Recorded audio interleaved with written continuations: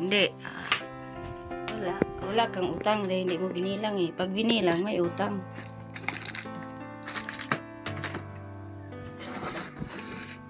Ang tubig mo, malinis naman kaya yan. Yan, good morning mga kalingap. Nung nakaraan, pagpunta namin dito kay nanay, ay kalabaw naman doon, nakatali. Ngayon naman ay baka, mga kalingap. Ang daming nag-alaga ng hayop dito, baka na naman. Dati, kalabaw dito nakatali, ngayon baka, mga kalingap.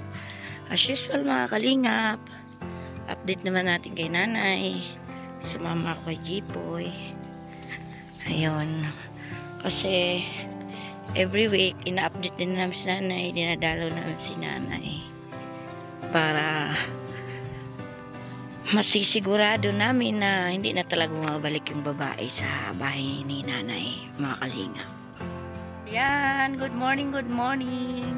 Good afternoon mga kalingap, good morning, magandang gabi po sa inyong lahat. So, andito po tayo sa sementeryo para i-update po si Nanay Adeline. Kaya samahan niyo po kami sa aming pagdalaw every week kay Nanay. Magandang umaga mga kalingap. Bagong libing mga kalingap. Mayroong patay po sa taas. Ayan oh. Ayan mga kalingap po. Nagdadasal sila bago pong patay na nilibing. Naglalaba si nanay mga kalingap. Ayan o. Naglalaba yung matanda.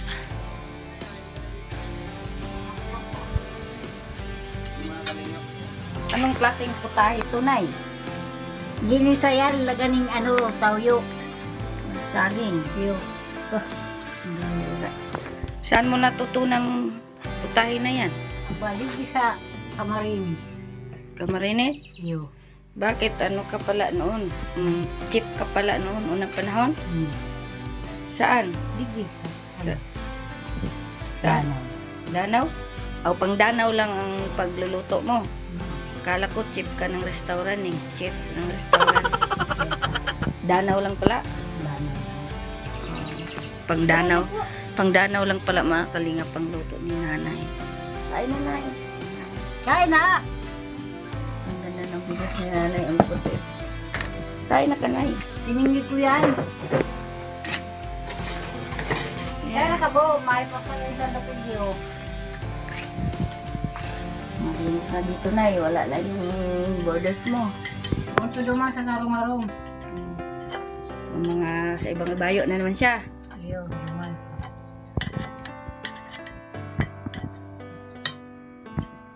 Kain na!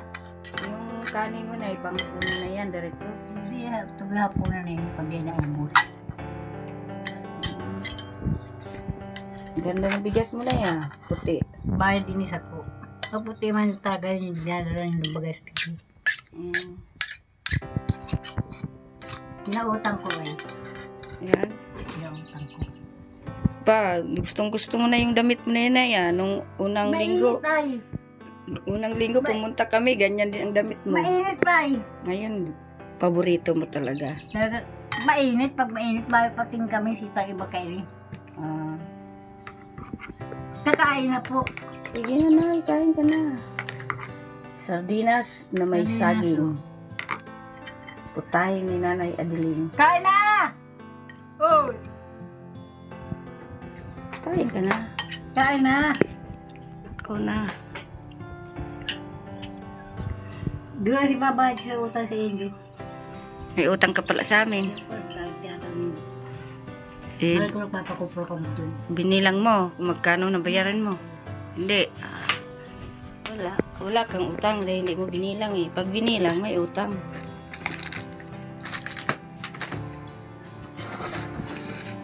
Ang tubig mo, malinis naman kaya yan.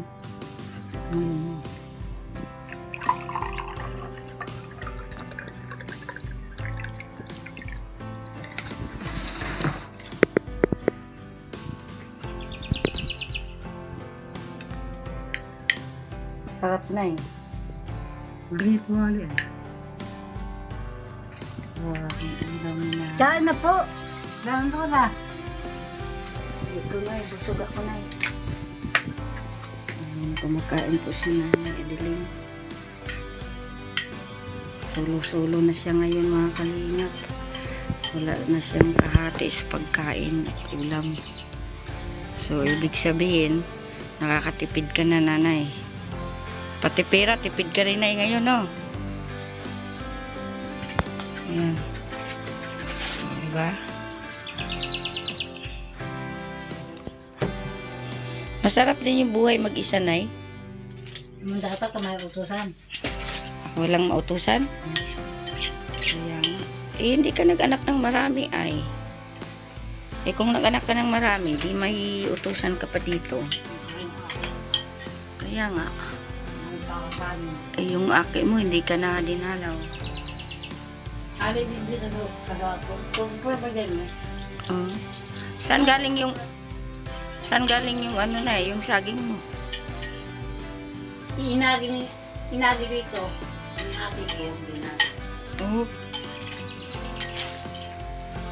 Baka hilaw pa yung saging. Tutok na. Hinog ito ay.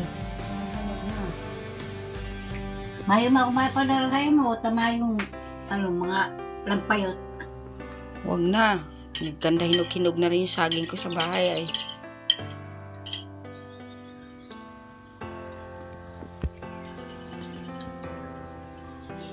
Ay, mga kalingap no, sarap ng kain ng nanay.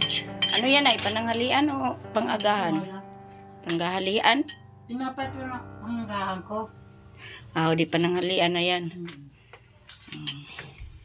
Ayan po mga kalingap, kasi wala na yung border ng nanay, so siya na nag-iisa.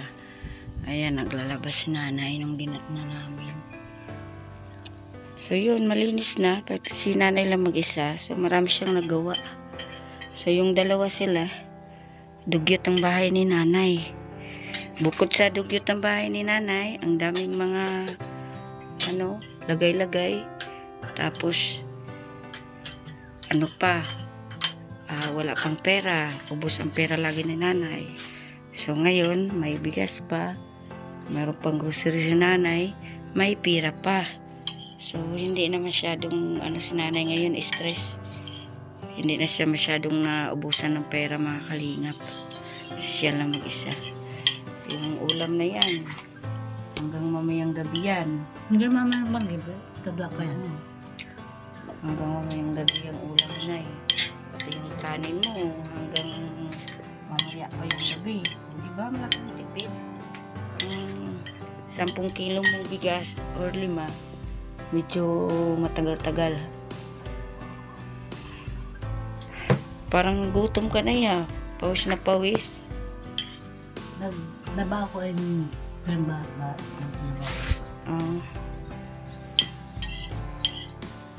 Naglaba ka pala.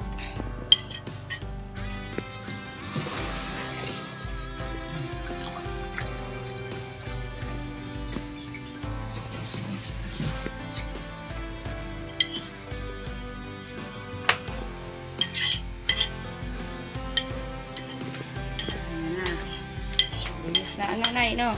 May panggatong ka pa. Oo. Mayroon pa panggatong.